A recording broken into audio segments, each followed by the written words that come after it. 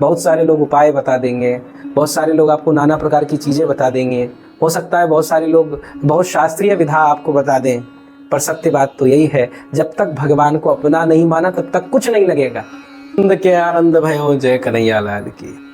श्री कृष्ण का अति सुंदर जन्मोत्सव आपके समक्ष आ रहा है और प्रत्येक वैष्णव का ये दायित्व है कि ये रसराज स्वरूपी श्री कृष्ण के इस जन्मोत्सव को मनाया जाए, खूब हार्दिक भाव से हमारे लाल जी का स्वागत करा जाए। कुछ तो हम विधियां बताएंगे, कुछ अपने हृदय के आपके भाव बताएंगे। तो हमारे ये जो लाला हैं श्री कृष्ण है, ये कौन है? भगवान श्री राम के लिए कहा जाता है मर्यादा पुरुषोत्तम, और ये श्री कृष्ण कैसे हैं? ये लीला पुरुषोत्तम है, ये लीला के लिए अवतार लिए हैं। और इनकी लीला कैसी है? मन को बड़ा आनंद करने वाली है।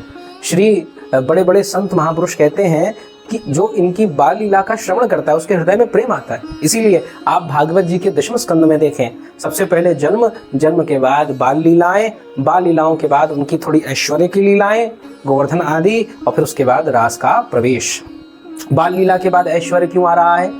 जब आप अघासुर से देखेंगे, अघासुर के प्रसंग से गोवर्धन लीला तक कारण है। कारण क्या है? वो ये है, बाल लीला में तो आपको श्री कृष्ण से प्रेम हो गया, जैसे अपने घर का कोई बालक होता है वैसे ही श्री कृष्ण है।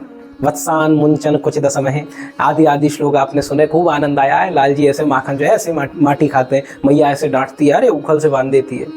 पर भागवतकार श्री व्यास जी बताते हैं कि भूल मत जाना, ये कृष्ण साधारण नहीं है, ये कृष्ण साक्षात परमेश्वर है। योगेश्वरेश्वर कृष्ण, योगियों के ईश्वर श्री कृष्ण है, ऐसा भाव।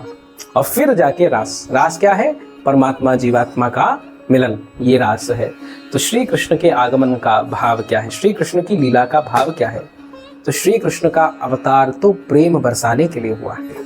अब इसका बहुत लोग कहेंगे नहीं नहीं, गीता जी में तो ये लिखा हुआ है, यदा यदा हि धर्मस्य ग्लानिर्भवति भारतः अभ्युत्थानं धर्मस्य तदात्मानं सृजाम्यहं परित्राणाय साधूनां विनाशाय च दुष्कृतां धर्म संस्थापनार्थाय संभवामि युगे युगे। कि मैंने तो अवतार इस यहाँ पे साधुओं की रक्षा के लिए, धर्म की स्थापना के लिए, धर्म के नाश के लिए। ये सब बातें बहुत सही हैं, भगवान श्री कृष्ण की हैं। पर एक बार विचार करो, जिन भगवान श्री कृष्ण के एक एक रोम में एक एक ब्रह्मांड है, उन भगवान को क्या अवतार लेने की आवश्यकता है? पर भगवान अवतार लेते हैं। क्यों लेते हैं? अपने प्रेमी जनों को सुख प्रदान कर सकें। आप विश्वास मानिए, भगवान ने केवल जो द्वापर आया उसमें अवतार नहीं लिया है, आज भी लेते हैं। सखुबाई पुकारती है, ए प्यारे आ जाओ, मुझे मेरे विठल के पास जाना है, मुझे पंढरपुर जाना है। सखुबाई का रूप धर के भगवान आ जाते हैं।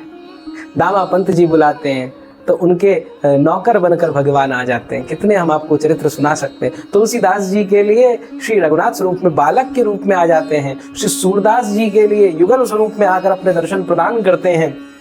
तो ऐसे भगवान कृष्ण की कैसी बात कहें? उनका अवतार हुआ था ये कह देना भी मूर्खता है, हो रहा है।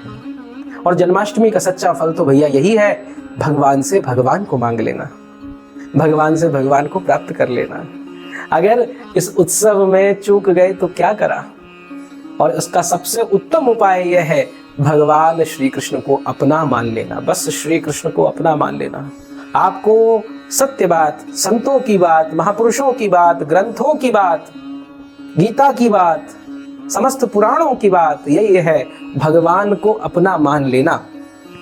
बड़ी बड़ी मालाओं करने का फल, बड़े बड़े जाप, बड़े बड़े ध्यान, बड़े बड़े यज्ञ, बड़े बड़े वेद अनुष्ठान करने का फल यही है, भगवान को अपना मान लेना। ये भगवान पराये नहीं है, ये श्री कृष्ण मेरे हैं, मेरे घर में जन्मे हैं। नंद यशोदा के यहाँ केवल नहीं जन्मे, मेरे परिवार में भी जन्मे। आज लाला का मेरे घर में जन्म हुआ है। इस भाव से भगवान तक पहुंचने का बहुत उत्तम साधन है। ये जो उत्सव आते हैं इनको मनाना बहुत आवश्यक होता है। अगर नहीं मनाते हैं तो शास्त्र कहते हैं अपराध लगता है। क्यों? क्योंकि भगवान को उत्सव बहुत प्रिय है। तो इसीलिए अपने जीवन में उत्सव तो मनाने ही चाहिए, परंतु इस उत्सव की पूर्णता कब होगी? जब भगवान श्री कृष्ण हमारे हृदय में अवतार लेंगे तभी होगी, उससे पहले नहीं हो पाएगी। जैसे देवता स्तुति करते हैं ना, सत्य परम त्रिसत्यम सत्यस्य योनिम नेतम च सत्य सत्यस्य सत अमृत सत्य नेत्रम सत्यात्मकम त्वाम शरणम प्रपन्नः। ऐसे ही वो सत्य स्वरूप जो परमात्मा है, उनका अवतार आपके हृदय में होगा। पर वो कब होगा?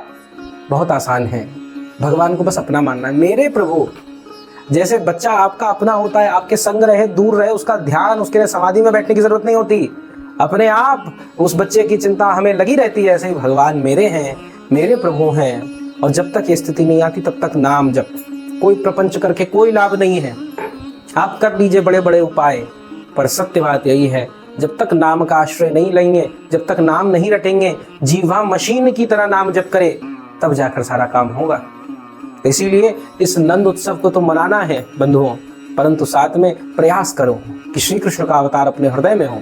ये नहीं हो पाया, उत्सव बहुत मन गए पर अब तक भगवान हमारे हृदय में नहीं आए, इस तरफ के संग बनवाओ। अरे लाला, तूने तो आज की रात्र देवकी को, वसुदेव को, नंद को, यशोदा को निहाल कर दिया था, अपनी सूरत दिखा दी थी, अपने दर्शन प्रदान कर दिए थे। हे कृष्ण, आप मुझे भी निहाल कर दो, आप अपने दर्शन, अपने भाव, अपने स्पर्श करने का भाव दो। हे प्रभु, हे नाथ, अब बिल्कुल चिंता मत करो, कैसी अवस्था हो, चाहे कोई जानकारी हो, चाहे दीक्षा हो ना हो, बस भगवान को अपना मान लीजिए, सारा काम बन गया, बाकी भगवान सब अपने आप करा देते। तो ऐसा उत्सव है, भगवान का उत्सव आनंद से मनाओ। और सबसे बड़ी बात यह है, इस उत्सव में भगवान को अपना मानकर, ये केवल अनुष्ठान के लिए नहीं, क्रिया के लिए नहीं, हाँ भाई अब सावन है तो अभिषेक शिव जी का करना पड़ेगा, नहीं, प्रेम से भर के, भाव से भर, मेरे शिव, मेरे भोले बराबर, मेरे नाथ का मैं अभिषेक कर पाऊँ, ऐसा मुझे सौभाग्य। ऐसे ही भाव से भर के आज मेरे प्रभु का सुंदर आने का दिवस है। तो शास्त्र में इस दिन यहाँ पर व्रत करने का बताया गया है। व्रत करने का भाव क्या है? एक दिन की जो व्रत करते हैं उससे आयु बढ़ती है। जितना अन्न खाते हैं, जितना हम बोल रहे हैं, तो हमारी आयु कम हो जा रही है। जितना आप बोलेंगे, जितना आप खाएंगे, आयु घटेगी। तो इसीलिए आप जितना कम खाते हैं उतनी बड़ी। और आपने रात्रि में श्री कृष्ण का, बाल कृष्ण लाल का अवतार होगा, तो अपनी सारी आयु उनको प्रदान कर दी। ये श्री कृष्ण को समर्पित है, मेरी नहीं है। इस भाव से व्रत रखिए और खूब बढ़िया दही लो, उसमें हल्दी मिलाओ, थोड़ा सा दूध मिलाओ, अपने घर वालों में सबको लगाओ, दही कांदों का आनंद करो और खूब आनंद में भरकर भगवान के नाम का कीर्तन करते हुए, भगवान को पुकारते हुए इस श्री कृष्ण जन्माष्टमी को मनाओ। जब तक आप ये नहीं करेंगे, बहुत सारे लोग उपाय बता देंगे, बहुत सारे लोग आपको नाना प्रकार की चीज़ें बता देंगे, हो सकता है बहुत सारे लोग बहुत शास्त्रीय विधा आपको बता दें, पर सत्य बात तो यही है, जब तक भगवान को अपना नहीं माना तब तक कुछ नहीं लगेगा। इसीलिए भगवान को अपना मानते हुए फिर देखो, आपको पढ़ना नहीं पड़ेगा, अपने आप सब तैयारियां हो जाएंगी। आपको ये सोचना नहीं पड़ेगा गुब्बारे लगाऊं कि नहीं, फूल लाऊं कि नहीं, सजाऊं कि नहीं। आपका मन भागेगा कि मैं और क्या करूं, और क्या करूं, और क्या करूं। ऐसा आनंद हो जाएगा। और फिर जब ऐसा आनंद होगा तो आनंद घन दूर नहीं रहेंगे, वो सच्चिदानंद प्रभु आपके हृदय में अवतार ले लेंगे। तो इसी के साथ, इसी भाव के संग आप सबके श्री चरणों में प्रणाम। जन्माष्टमी के पर्व की खूब खूब हार्दिक शुभकामनाएं। जय श्री राधे।